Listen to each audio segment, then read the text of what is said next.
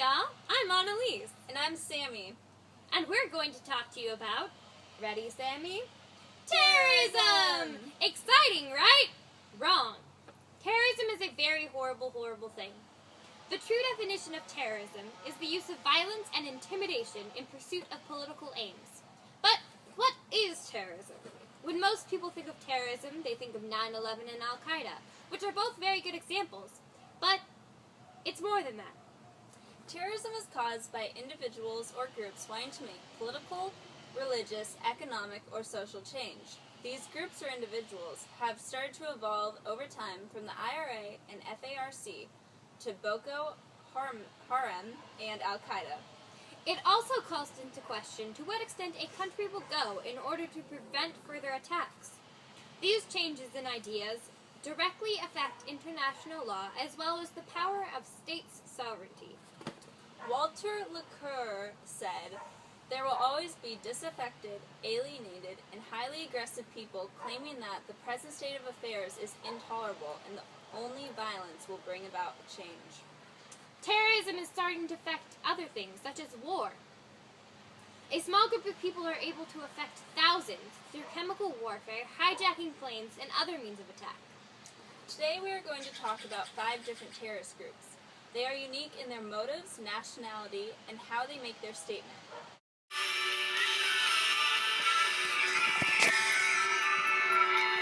The first one we will be talking about today is the IRA. Over 80 years ago, the Irish Republican Army, or IRA, arguably the longest operating terrorist organization in Western Europe, was founded. Despite its longevity, the group remains committed to its founding goal, an Ireland fully independent from Great Britain.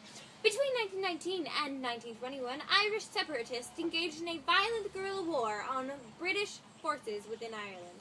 By 1921, the Irish separatists, led by the political party Sinn Féin, had reached an agreement with the United Kingdom called the Anglo-Irish Treaty. With the signing of the treaty, the UK agreed to grant full independence to the southern 26 counties of Ireland while retaining sovereignty over the remaining 6 northern counties, which would soon be known as Northern Ireland. Following the signing of the Anglo-Irish Treaty, a civil war erupted in Ireland between the pro-treaty and anti-treaty factions.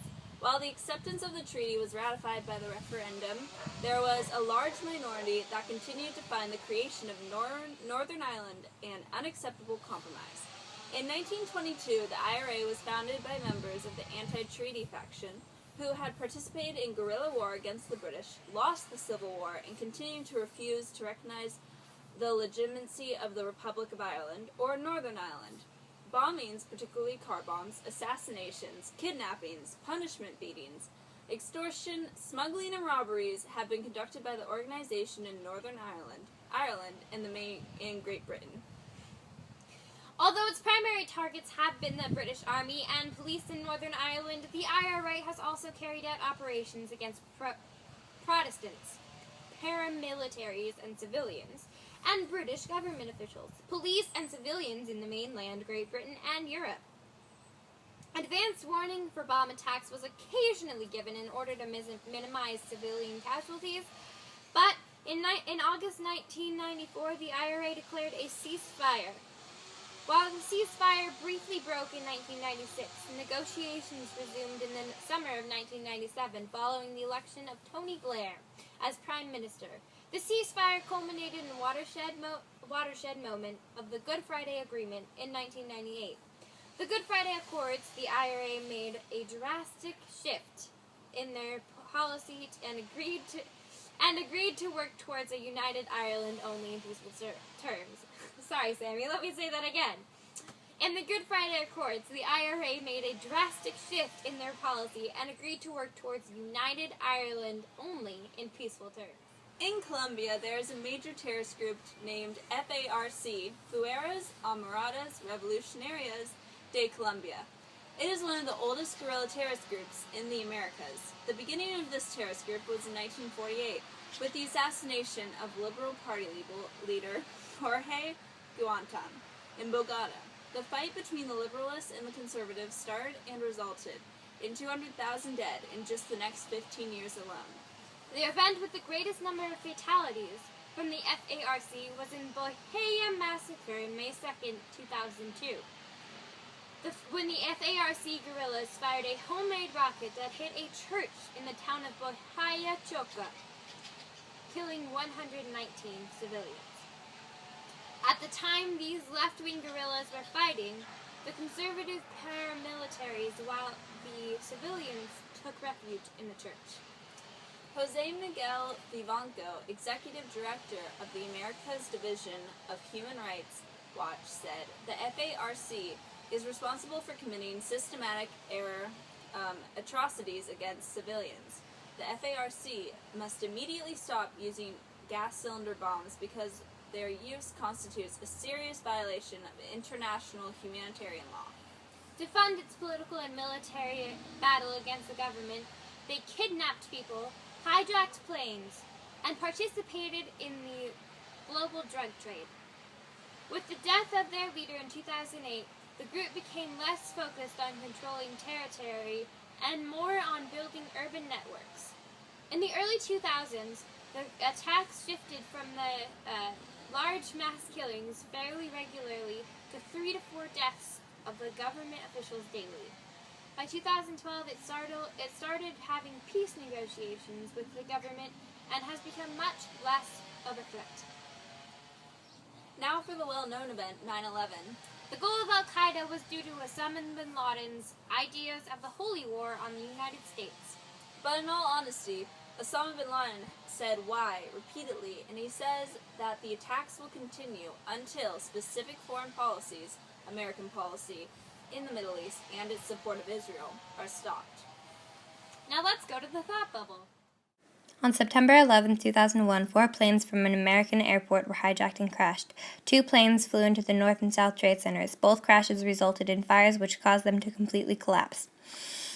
Another plane was flown into the Pentagon, causing a fire and partial collapse of a limited section and killed 189 and injured 200. The hijackers of the last plane are believed to have intended to strike a Washington, D.C. site, most likely the Capitol building, but failed. Fatalities due to the Trade Center strikes remain uncertain, but it is presumed that 2,993 died. Fatalities aboard the aircraft include 163 passengers and crew. Several hundred citizens of the victims were from foreign countries. Another 8,700 were injured, of whom only 6,391 received treatment. The attacks were conducted by al-Qaeda with the operation overseen by Osama bin Laden. The United States subsequently assisted opposition forces in Afghanistan and the overthrow of its Taliban ruling party, which was sheltered by al-Qaeda.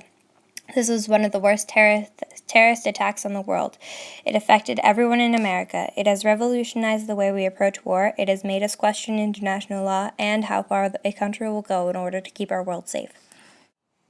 A different terrorist group are the Chechens. After the collapse of the Soviet Union in 1991, the Chechens wanted independence. These nationalists grew very upset at the Russian rule still over them and began to form terrorist groups. Nowadays, Chechnya is still part of Russia, but is a republic with limited independence. The worst attacks on people was a 3-day attack in 2004 when Chechen terrorists held hundreds of hostages at a school in Beslan, Russia. The attack began on September 1st when 32 terrorists came into the school and fired into the courtyard.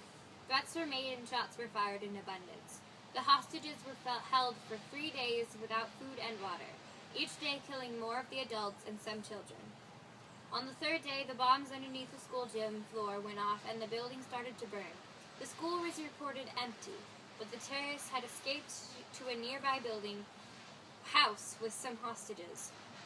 Some children were still being held hostage in the basement, but most terrorists were killed by the troops. Overall, there were 366 civilians killed. Reported injuries 727. The school attack followed suicide bombings of 2 airliners flying from Moscow, which killed 90, and a suicide bombing in Moscow on the 39th of August, which killed 10. 31st of August. Recently, the United States had an attack by Chechen terrorists during the Boston Marathon. A recent terrorist organization in Africa are the Boko Haram, which refers to itself as JASDJ, which I cannot pronounce, but we'll try. Jama'atu al-Sunnah li Da'awati wal Jihad.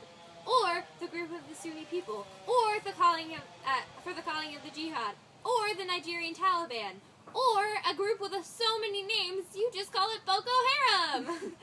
Hey! It's a Nigeria-based group that seeks to overthrow the current Nigerian government and replace it with a regime based on Islamic law. It is popularly known in Nigerian and Western media as well as Boko Haram, which means Western education is forbidden. The word Boko is a holdover from the colonial English word book. The group, which has existed in various forms since the late 1990s, suffered setbacks in July 2009 when clashes with its Nigerian government forces led to the deaths of hundreds of its members, including former leader Muhammad Yusuf.